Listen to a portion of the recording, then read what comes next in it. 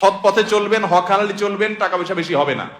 অন্যরা তো দূরের কথা, নিজের আপন মা বাবার কাছেও দাম পাবেন না, ভাই বোনের কাছে দাম পাবেন না, বইয়ের কাছেও হয়তো দাম পাবেন না, ছেলে মেয়ের কাছেও হয়তো দাম পাবেন না, বন্ধু বান্ধবের কাছেও দাম পাবেন না, এলাকার ইমাম সাহেব, খতিব সাহেব, হুজুর সাহেবের কাছেও দাম পাবেন না, কারণ পয়সা নেই।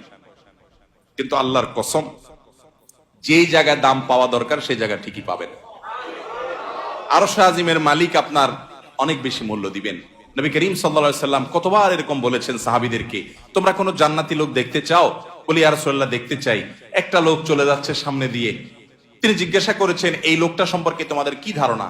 বলি ইয়া রাসূলুল্লাহ, লোকটা খুব সাধারণ একজন মানুষ, এত গরিব, সমাজের এত সাধারণ মানুষ যে এই ব্যক্তি কারোর মেয়ে বিয়ে করতে চাইলে কেউ তার কাছে মেয়ে বিয়ে দিবে না, কেউ তাকে পয়সা হাওলাত দিবে না, কেউ তাকে চেয়ার দিবে না, কেউ তাকে কদর করবে না।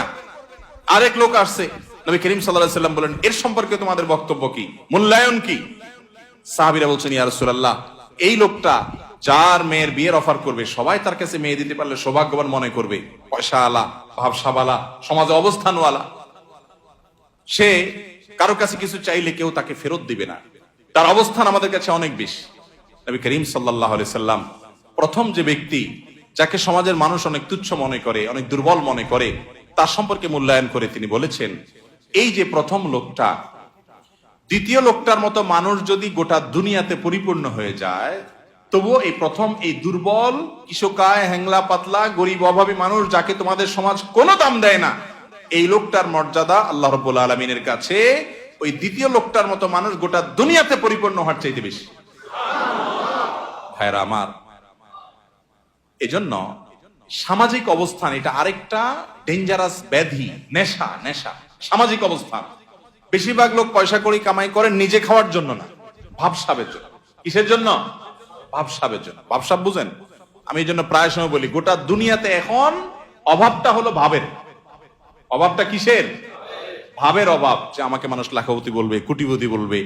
অনেক লোক দেখবেন যে বিদেশে হয়তো উনি সাধারণ একটা কাজ করেন, কিন্তু দেশে আইসা মাশাআল্লাহ কোট টাই বুট, ঢাকা শহরে হয়তো কোন একটা দোকানে কাজ করেন, কিন্তু গ্রামে যায় মাশাআল্লাহ এমন ভাবে পরিপাটি হয়ে যান যে উনি ঢাকা শহরের বিশাল শিল্পপতি। আছে না নাই? তো বেচারা এত কষ্ট কেন করতেছে? তার দরকার একটু ভাব। তার কিসের দরকার? ভাব। এটাকে বলে সামাজিক অবস্থান। হব্বে যা, এটা মানুষকে কুরে কুরে শেষ করে দেয়, একদম ধ্বংসের দ্বার প্রান্তে নিয়ে যায়। এজন্য ডিপ্রেশন থেকে মুক্তি পেতে চান, একমাত্র পথ আল্লাহর আনুগত্য এবং গোলামিতে ফিরে আসেন।